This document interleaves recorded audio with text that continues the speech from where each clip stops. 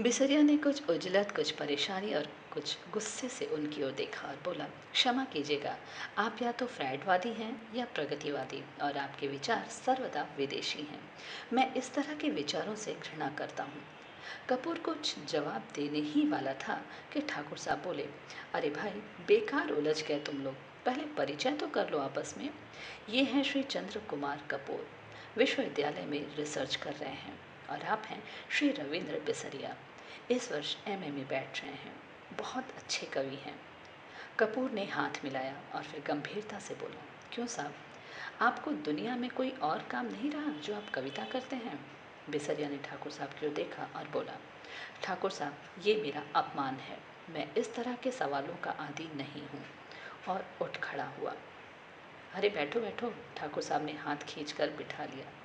देखो, कपूर का मतलब तुम समझे नहीं। उसका कहना ये है कि तुम में इतनी प्रतिभा है कि लोग तुम्हारी प्रतिभा का आदर करना नहीं जानते। इसलिए उन्होंने सहानुभूति में तुमसे कहा कि तुम और कोई काम क्यों नहीं करते, वरना कपूर साहब तुम्हारी कविता के बहुत शौकीन हैं, मुझसे बराबर तारीफ करते हैं। बिसरिया पिघल गया और बोला, क्षमा कीजिएगा, मैंने गलत समझा। अब मेरा कविता संग्रह छप रहा है, मैं आपको अवश्य भेंट करूंगा।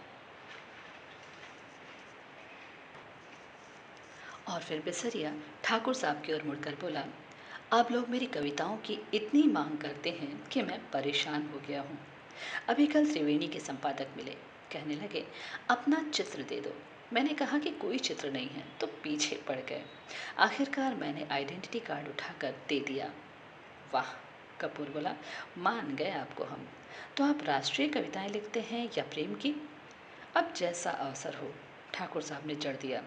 वैसे तो ये वार फ्रंट का कवि सम्मेलन, शराबबंदी कॉन्फ्रेंस का कवि सम्मेलन, शादी ब्याह का कवि सम्मेलन, साहित्य सम्मेलन का कवि सम्मेलन, सभी जगह बुलाए जाते हैं। बड़ा यश है इनका। बिसरिया ने प्रशंसा से मुग्ध होकर देखा, फिर एक गर्व का भाव मुँह पर लाकर गंभीर हो गया। कपूर थोड़ी देर चुप रहा, फिर बोला, तो कुछ हम लोगों को भी सुनाइए ना। अभी तो मूड नहीं है, बिसरिया बोला। ठाकुर साहब बिसरिया को पिछले 5 सालों से जानते थे। वे अच्छी तरह जानते थे कि बिसरिया किस समय और कैसे कविता सुनाता है। अतः बोले, ऐसे नहीं कपूर, आज शाम को आओ, जरा गंगा जी चलें, कुछ बोटिंग रहे, कुछ खाना पीना रहे, तब कविता भी सुनना। कपूर को बोटिंग का बेहद शौक था। फौरन राजी हो गया और शाम का विस्तृत कार्यक्रम बन गया। इतने में एक कार उधर से लाइब्रेरी की ओर गुजरी। कपूर ने देखा और बोला, अच्छा ठाकुर साहब, मुझे तो इजाज़त दीजिए, अब चलो लाइब्रेरी में। वो लोग आ गए। आप कहाँ चल रहे हैं? मैं ज़रा जिम खाने की ओर जा रहा हूँ। अच्छा भाई, तो शाम की पक्की रही। बिल्कुल पक्की, कपूर बोला और चल दिया। लाइब्रेरी के पोर्टिको में कार रुकी थी और उसके अंदर ही डॉक्टर साहब की लड़की बैठी थी। क्यों सुधा, अंदर क्यों बैठी हो? तुम्हें ही देख रही थी चंदर। और वह उतर आई। दुबली पतली नाटी सी साधारण सी लड़की, बहुत सुंदर नहीं, केवल सुंदर, लेकिन बातचीत में बहुत दुलारी। चलो अंदर चलो, चंदर ने कहा। वो आगे बढ़ी, फिर ठिठक गई और बोली, चंदर, एक आदमी को 4 किताबें मिलती हैं? हाँ, क्यों? तो तो उसने बड़े भोलेपन से मुस्कुराते हुए कहा, तो तुम अपने नाम से मेंबर बन जाओ और 2 किताबें हमें दे दिया करना, बस, ज़्यादा का हम क्या करेंगे? नहीं, चंदर हंसा, तुम्हारा तो दिमाग खराब है, खुद क्यों नहीं बनती मेंबर? नहीं, हमें शर्म लगती है, तुम बन जाओ मेंबर हमारी जगह पर। पगली कहीं की। चंदर ने उसका कंधा पकड़ा, आगे ले जाकर चलते हुए कहा, वाह रे शर्म, अभी कल ब्याह होगा तो कहना हमारी जगह तुम बैठ जाओ।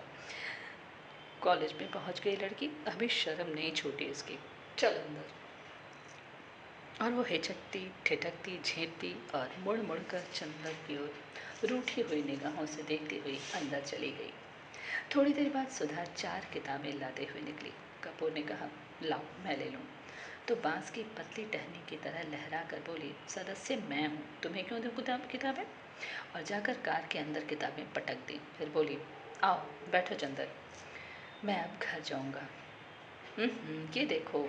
और उसने भीतर से कागज़ों का एक बंडल निकाला और बोली, देखो ये पापा ने तुम्हारे लिए दिया है, लखनऊ में कॉन्फ्रेंस है ना, वहीं पढ़ने के लिए निबंध लिखा है उन्होंने, शाम तक ये टाइप हो जाना चाहिए। जहाँ संख्याएं हैं वहाँ खुद आपको बैठकर बोलना होगा, और पापा सुबह से ही कहीं गए हैं, समझे जनाब? उसने बिल्कुल अल्हड़ बच्चों की तरह गर्दन हिलाकर शोक स्वरों में कहा। कपूर ने बंडल ले लिया और कुछ सोचता हुआ बोला, लेकिन डॉक्टर साहब का हस्तलेखन इतने पृष्ठ शाम तक कौन टाइप कर देगा? उसका भी इंतजाम है। और अपने ब्लाउज में से एक पत्र निकालकर चंदर के हाथ में देती हुई बोली, ये कोई पापा की पुरानी ईसाई छात्रा है, टाइपिस्ट। इसके घर में तुम्हें पहुंचा देती हूँ। मुखर्जी रोड पर रहती है ये। उसी के यहाँ टाइप करवा लेना और ये खत उसे दे देना। लेकिन अभी मैंने चाय नहीं पी, समझ गए? अब तुम सोचते रहोगे कि इसी बहाने सुधा तुम्हें चाय भी पिला देगी। सो मेरा काम नहीं जो मैं चाय पिलाऊं, पापा का काम है ये। चलो आओ। चंदा जाकर भीतर बैठ गया और किताबें उठाकर देखने लगा। अरे चारों किताब कविता की किताबें उठा नहीं, समझ में आएंगी तुम्हारे? क्यों सुधा? नहीं, चिढ़ाते हुए सुधा बोली, तुम कहो तुम्हें समझा दें, इकोनॉमिक्स पढ़ने वाले क्या जाने साहित्य। अरे मुखर्जी रोड पर ले चलो ड्राइवर, चंदर बोला। इधर हम कहाँ चल रहे हैं? नहीं, पहले घर चलो, सुधा बोली। चाय पी लो तब जाना। नहीं, मैं चाय नहीं पीऊँगा, चंदर बोला। चाय नहीं पीऊँगा? वाह वाह! सुधा की हंसी में दूधिया बचपन छलक उठा। मुँह तो सूख कर गोभी हो रहा है, चाय नहीं पियेंगे। बंगला आया तो सुधा ने महाराजन से चाय बनाने के लिए कहा और चंदर को स्टडी रूम में बिठाकर प्याले निकालने के लिए चल दी।